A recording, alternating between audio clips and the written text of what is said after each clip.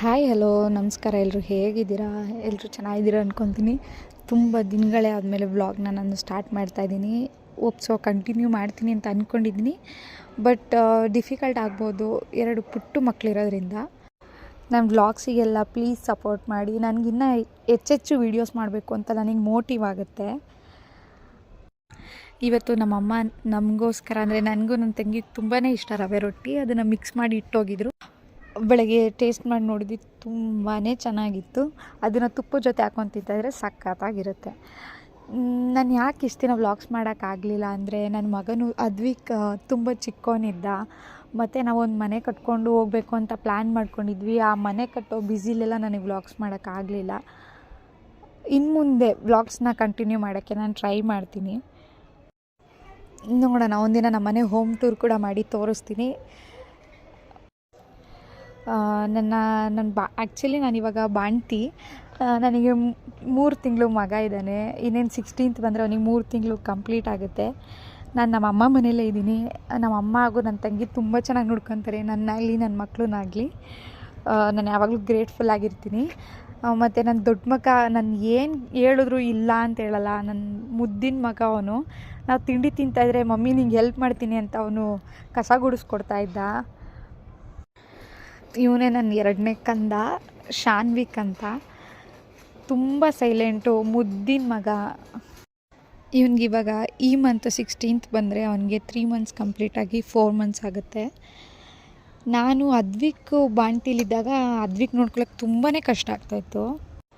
ರಾತ್ರಿ ಪೂರ ನಿದ್ದೆ ಮಾಡ್ತಾ ಇರಲಿಲ್ಲ ಅವನು, ಯಾವಾಗಲೂ ಅಳ್ತಾ ಇದ್ದ ಆ ಥರ. ಆದರೆ ಶಾನ್ವಿಕ್ಕಿಗೆ ಬಂದರೆ ಶಾನ್ವಿಕ್ಕು ಸೈಲೆಂಟು ಸ್ವಲ್ಪ.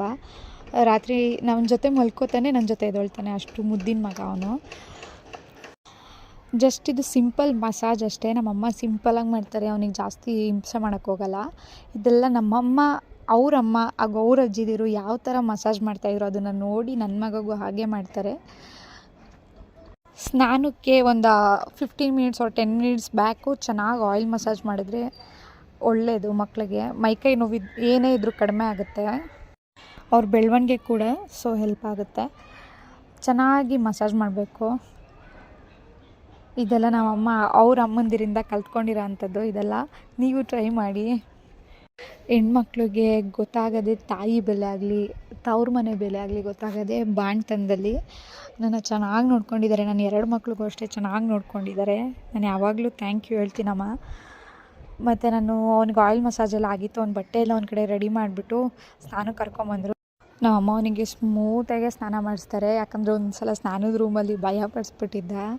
ಅವನಿಗೆ ಮಕ್ಕಡೆ ಮಲಗಿ ತಲೆ ಮೇಲೆ ನೀರು ಇರಬೇಕಾದ್ರೆ ಒಂಥರ ಉಸಿರು ಕಟ್ಟಂಗೆ ಮಾಡಿಬಿಟ್ಟಿದ್ದ. ಆವತ್ತಿಂದ ನಮ್ಮಮ್ಮ ಅವನಿಗೆ ಸ್ಮೂತಾಗೆ ಸ್ನಾನ ಮಾಡಿಸ್ತಾರೆ.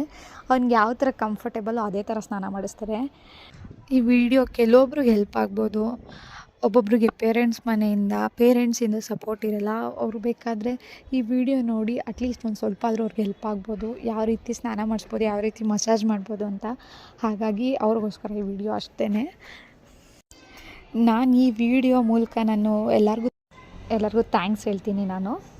ನನಗೆ ಕೇರ್ ಮಾಡಿದ್ರಿ, ನನ್ನ ಜೊತೆ ಯಾರ್ಯಾರಿದ್ರಿ ಅವ್ರಿಗೆಲ್ಲರಿಗೂ ನಾನು ಮನಸಾರೆ ಥ್ಯಾಂಕ್ಸ್ ಹೇಳ್ತೀನಿ.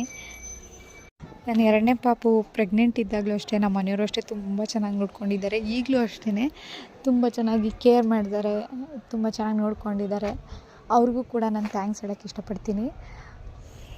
ನೋಡ್ತಿರೋರೆಲ್ಲ ಒಂದು ಸಲ ಅನ್ಕೊಬೋದು ಇದೇನು ಕೂತ್ಕೊಂಡು ಸ್ನಾನ ಮಾಡಿಸ್ತಾ ಇದ್ದಾರೆ ಅವನಿಗೆ ಅಂತ. ಅವನು ಮಕ್ಕಡೆ ಮಲಗಿ ಸ್ನಾನ ಮಾಡಿಸ್ಕೊಡಲ್ಲ. ಹಾಗಾಗಿ ಅವ್ನಿಗೆ ಹೆಂಗೆ ಕಂಫರ್ಟಬಲ್ಲು ನಮ್ಮಮ್ಮ ಹಾಗೆ ಮಾಡಿಸ್ತಾರೆ. ಯಾವಾಗ ಟೈಮ್ ಸಿಗುತ್ತೋ ಅವಾಗೆಲ್ಲ ವ್ಲಾಗ್ ಮಾಡ್ತಿರ್ತೀನಿ. ಇನ್ನೇನು ಸ್ನಾನ ಕಂಪ್ಲೀಟ್ ಆಯಿತು. ನಿಧಾನಕ್ಕೆ ತಲೆಯೆಲ್ಲ ನೀಟಾಗಿ ಒರೆಸಿ, ನಾವು ಅವನಿಗೆ ಸಾಂಬ್ರಾಣಿ ಅದೆಲ್ಲ ಹಾಕಲ್ಲ. ಡಾಕ್ಟ್ರು ಸಜೆಸ್ಟ್ ಮಾಡ್ತಾರೆ ಸಾಂಬ್ರಾಣಿ ಅದೆಲ್ಲ ಹಾಕ್ಬೇಡಿ ಅಂತ. ಜಸ್ಟ್ ಒಂದು ಟವಲಲ್ಲೇ ನೀಟಾಗಿ ಒಂದು ತಲೆ ಒರೆಸ್ಕೋತೀನಿ ನಾನು. ನನ್ನ ವೀಡಿಯೋ ಇಷ್ಟೊತ್ತಕ್ಕ ಯಾರು ನೋಡಿರಿ ಅವ್ರಿಗೆಲ್ಲ ನಾನು ತುಂಬ ಹೃದಯದ ಥ್ಯಾಂಕ್ಸ್ ಹೇಳ್ತೀನಿ. ನೆಕ್ಸ್ಟ್ ವಿಡಿಯೋ ಒಟ್ಟಿಗೆ ಸಿಗೋಣ. ಬಾಯ್.